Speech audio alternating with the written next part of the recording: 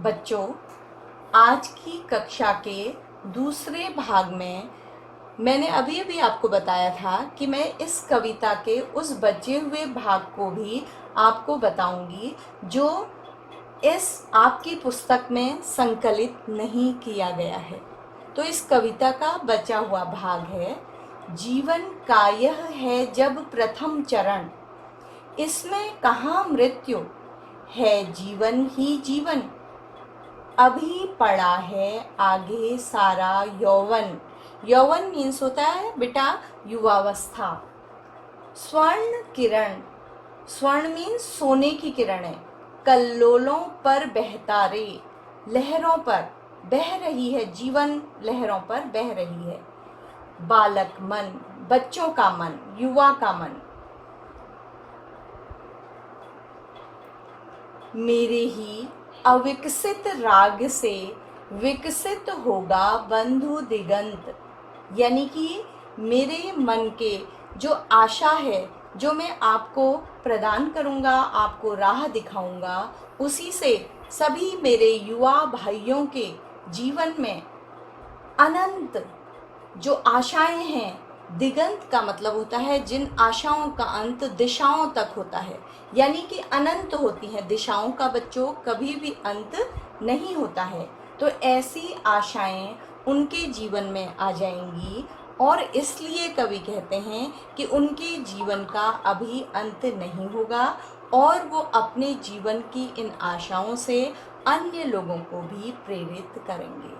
तो ये कविता का वो भाग है जो आपकी पुस्तक में नहीं है। तो बच्चों, इस कविता में हमने जीवन के प्रति आशावान होना सीखा है। बच्चों, आपको इस कविता से क्या शिक्षा मिली है? सोचिए थोड़ी देर।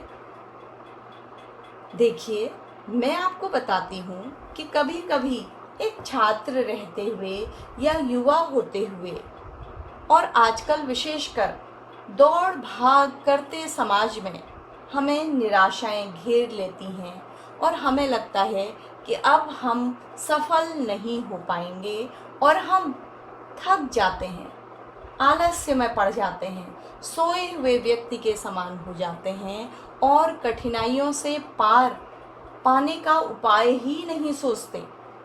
हमें लगता है कि हमारे जीवन में हर कार्य असंभव है, अब हम कुछ नहीं कर पाएंगे।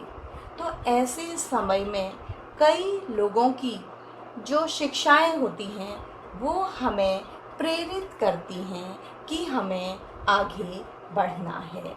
तो इसी तरह से ये कविता भी हमारे छात्रों को प्रेरित करती है कि हमें निरंतर आगे बढ़ना है। बच्चों, कविता का पहला प्रश्न है जिसे मैं स्क्रीन पर बड़ा करके आपको दिखा रही हूँ।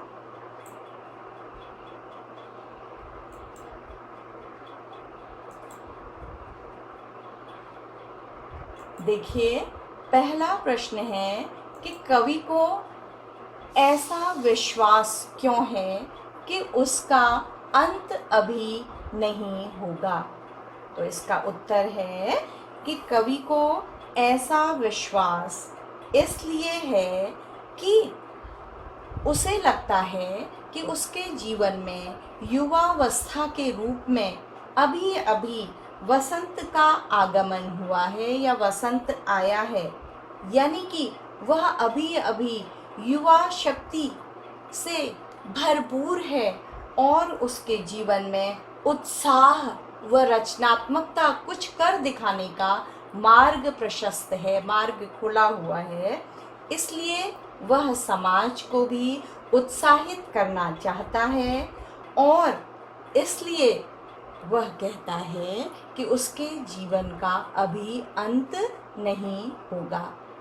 तो कब बच्चों, आपको छोटे से उत्तर में ये बताना है कि कवि को ऐसा विश्वास इसलिए है कि उसके जीवन का अंत अभी नहीं होगा क्योंकि कवि को लगता है कि यह युवावस्था उसकी रचनात्मकता से भरी हुई है आशा से भरी हुई है और वह दुनिया के युवकों को राह दिखा सकता है, इसलिए उसके जीवन का अंत नहीं होगा। आपको मेरे ही शब्दों को कॉपी नहीं करना है, आपको स्वयं भी सोचकर इसका उत्तर लिखना है। आपका दूसरा प्रश्न है, जिसको मैं आपको फॉन्ट बड़ा करके दिखा रही हूँ।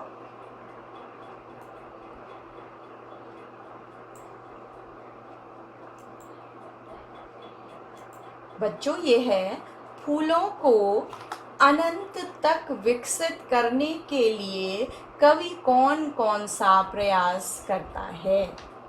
तो फूलों को अनंत तक विकसित करने के लिए कवि कहता है कि वह अपने जीवन की ऊर्जा और युवावस्था की रचनात्मक शक्ति से आशा और ऊर्जा का संचार करेगा उन युवाओं के लिए जिनका जीवन निराशा से भरा हुआ है। वह दिग्भ्रमित युवकों को, यहाँ फूलों का अर्थ है युवकों को, दूर तक आशा के रास्ते में, प्रगति के रास्ते में चलने का राह दिखाना चाहता है तथा कवि उन युवाओं में जिनमें निराशा का संचार हो गया है उनको आशा की राह दिखाना चाहता है।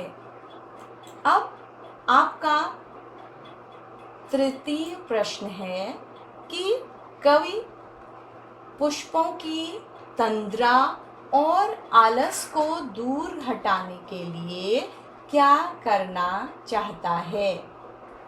तो बच्चों, कवि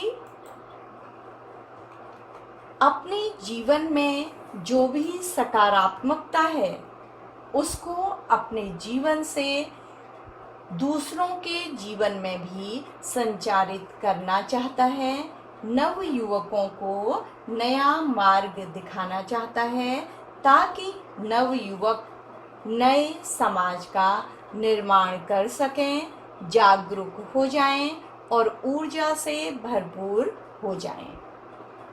तो ये आपकी पुस्तक की वो प्रश्न हैं जो आपको अपने किसी भी पेपर में या आपने घर में ही जो अभ्यास पुस्तिका बना ली है पुराने पेपरों की, उनमें इन 3 प्रश्नों का हल भी लिखना है जो आपकी पुस्तक में कविता से इस शीर्षक से दिए गए हैं।